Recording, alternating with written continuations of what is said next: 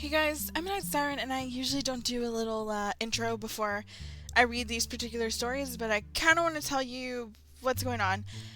It's been a very, very long time since I have read anything from the story. Now, it's not because I didn't give up on it, it was because these things take a long time. They take 20 to 40 minutes to read, and I've had a 15-minute limit. So when I started having a 15-minute limit, I couldn't read these anymore because I didn't want to break them up like I do some of my stuff. But this video should be going up on Saturday, and I'm recording it Monday, but my copyright strike is supposed to be going down on Thursday. So I will be clear to post full-length videos now, and I'm very happy about this. Now, usually on Saturdays I do post bad fictions, but I've decided that because the bad fictions take a lot of work, and on the Fridays that I do crappy pastas, I will do a normal fiction narration that I wrote instead of a bad fiction. So this will be once a month, and you'll still be getting 3 bad fictions a month, and then one of these a month. But it's just because the 2 videos are so similar, I would like to keep a little bit of diversity, and they would be going up back to back, and they'd be very similar. So I decided I would just do this instead. So that is what I'm planning on doing, and I held back on the crappy pasta just so I could read this. So I've been waiting for my strike to go up. I'm pretty excited about doing this again, but it's been a very long time since I've read anything for as long as I'm gonna have to read this, and I really want to try doing a little bit better on the voice acting. But if you haven't read or listened to any of my other readings on this, I suggest going into checking them out first, so you'll be a little bit confused. And if you have, then I hope you like this one. It's just been a really long time since I've done it, so kind of nervous. But anyway, just I'll stop yapping and enjoy the video.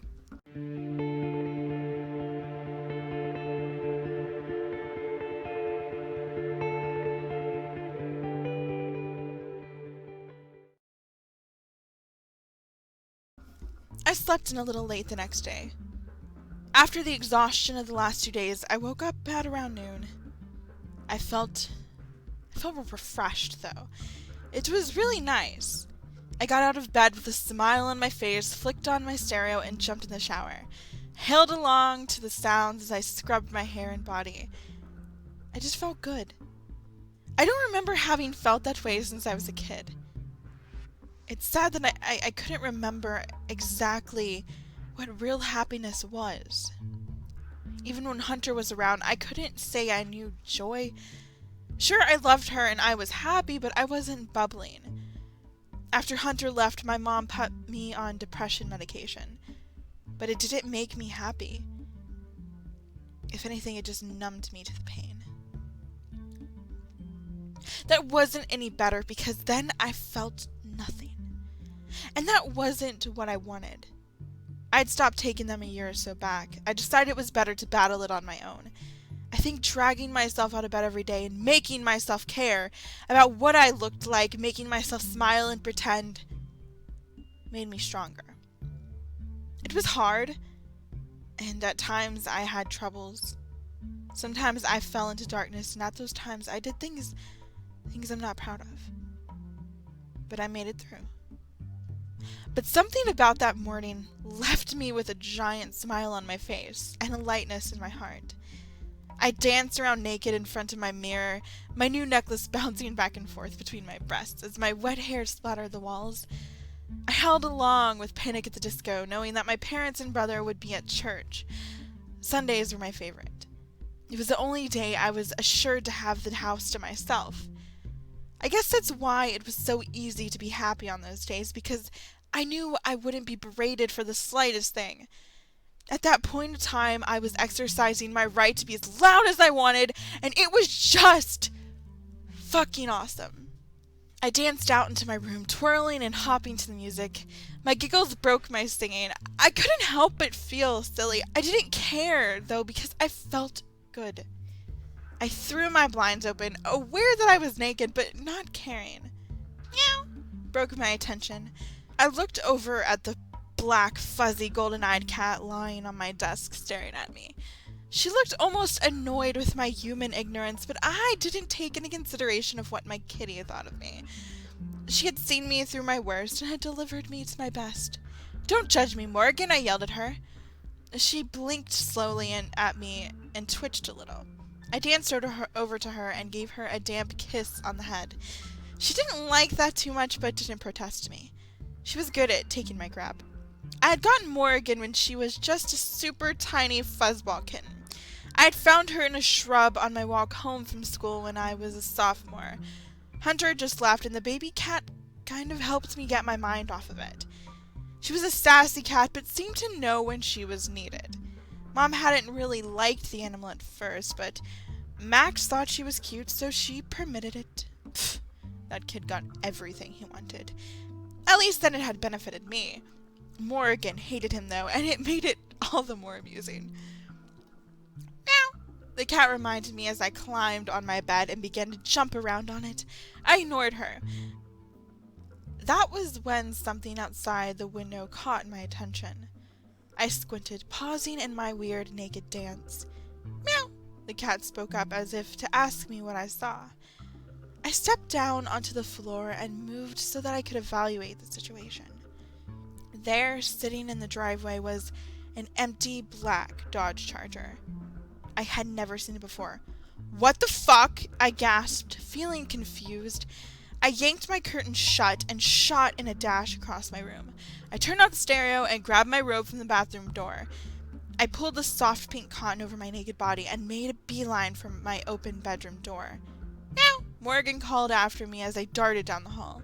I felt fearless. If it was a robber or a murderer, I figured I would kick some ass, or more likely die looking like an idiot. If it wasn't, then I don't know what I would do.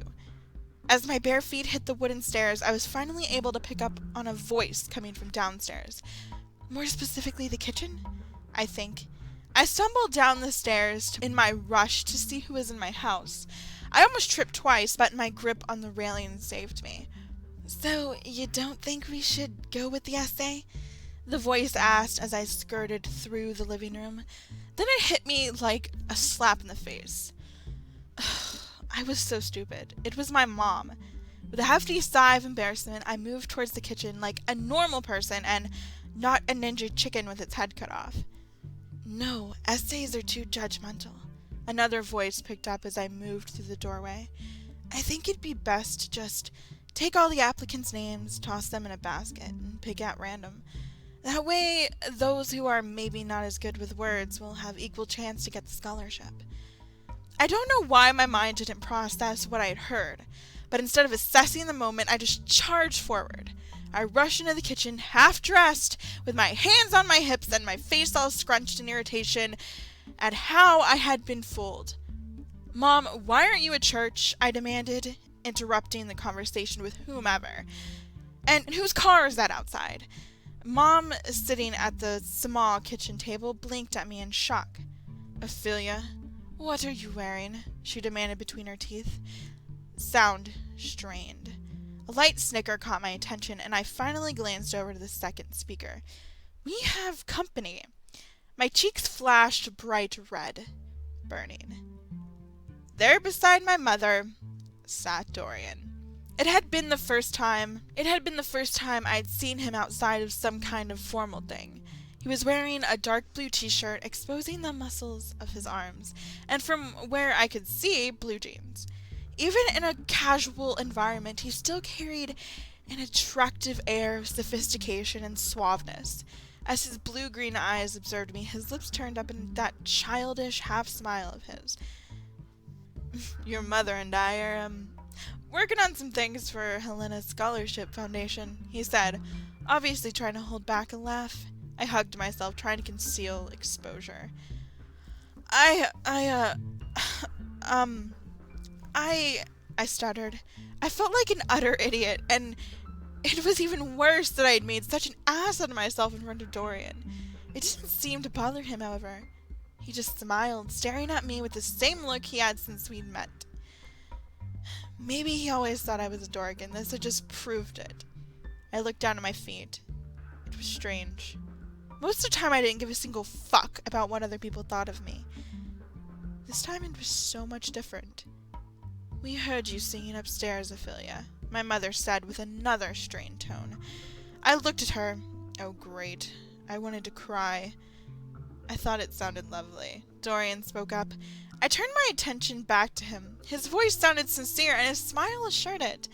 My mother glanced at him, then back at me. She said nothing. I found that a little strange. My mother hated hearing my music. She called it nonsensical noise.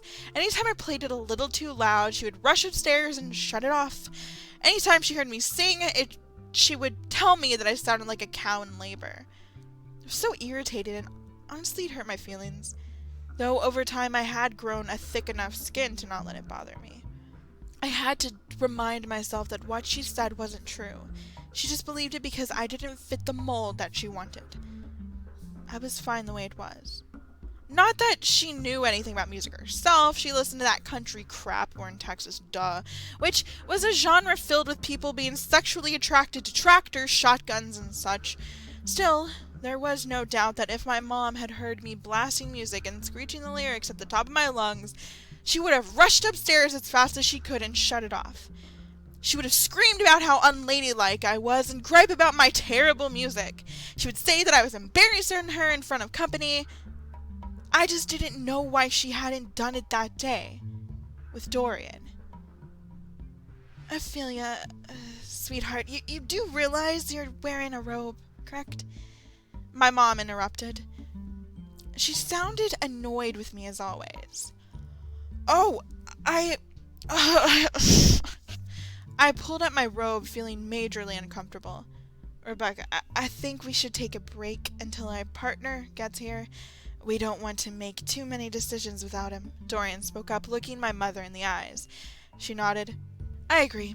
I will go make us some coffee. That sounds great. Mom gave me one last glance of disapproval before vanishing into the kitchen. Dorian looked at me. I was still just standing there, feeling out of place. I hugged myself tighter. I'm gonna go put some clothes on, I grumbled. I spun on my heels and darted from the kitchen, making a break for the stairs. I'd made it to only the first step when a hand caught my elbow. I was plucked back down onto the floor and spun. I was somewhat irritated at how easily it just moved me. I stared up at him, crossing my arms. Look, Dorian, I feel really awkward. What do you want? I want to ask you a question before your mom comes back, he said, mimicking my arm crossing. I sighed. What? His mouth turned into a charming grin. I wanted to ask you if you maybe wanted to go out tomorrow, say 7. I blinked at him in shock, not quite processing. You want to go out with, like, a group or something? I stuttered. I swear, when it came to that man, I became an idiot. Dorian laughed a low laugh. No, Ozzy, I'm asking you on a date. I blinked at him, still not wholly understanding. Why? I just blurted without even thinking. He smiled and cocked his head. Because I like you. You do? Dorian put his hands on my shoulders, causing me to shiver. I like you. I stopped myself from asking why once again. Instead, I rationalized and said, I just don't get it. Don't you have to be going back to New Orleans? Don't you have a job or a girlfriend or a family? Dorian shrugged. I told you my family had money and I inherited most of it. As for a job, I just do whatever I want, odd jobs and such. He shrugged. My family is elsewhere, and if I had a girlfriend, I wouldn't be asking you out.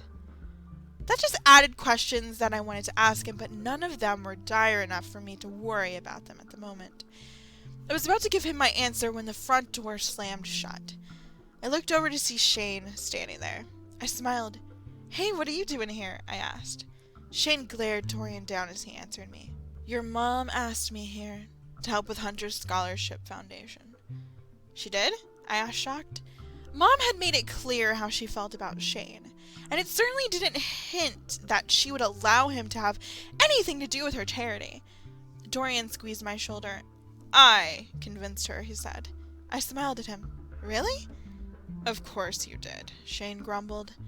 Don't look a gift horse in the mouth, Dorian said, shaking his head. That sounds like something you should be happy about, I said. Shane waved at me dismissively. It is. He shook his head. Dorian, can we talk in private for a moment? I squinted at him. Dorian shrugged. Sure, I mumbled. I'll go actually get dressed. I made my way up the stairs and towards my room. As soon as I had disappeared in the hall, I heard them start talking. I paused. A date, Dorian. Really? Shane asked with an irritated tone. I don't see the big deal, he replied. You don't? Really? She's Hunter's baby sister. She's like 18. So? You were sexting Hunter when she was 15. Dorian, do I really have to tell you why this is wrong? Hunter asked me to look after her, and that's what I'm doing, Shane. Looking after doesn't involve trying to get into the pants of. I'm not trying to fuck her. I like her, so I asked her on a date. There's nothing wrong with that. I smiled to myself.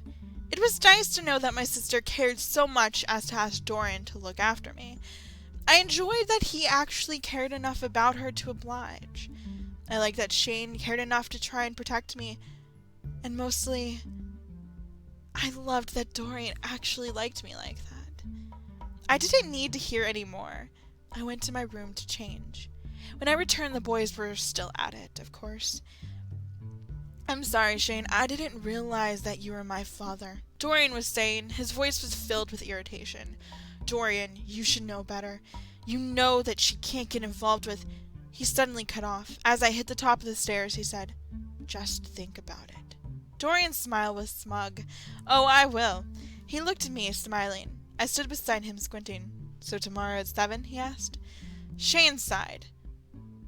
My heart fluttered, and I took a breath. I smiled at him. Sounds perfect, I answered, grinning. I'll pick you up then. Oh, Shane, you're finally here, Mom said from the kitchen. Now can we please get this done? Both of the men glanced at her. Dorian looked back at me. Duty calls, he murmured. I'll see you tomorrow. He disappeared with my mom into the kitchen. Shane lingered. Ozzy, I want you to be careful around Dorian, okay? I squinted to him. I wanted to ask him why, but he followed after the others, leaving me standing there alone. I smiled to myself before I went back upstairs to listen to my music.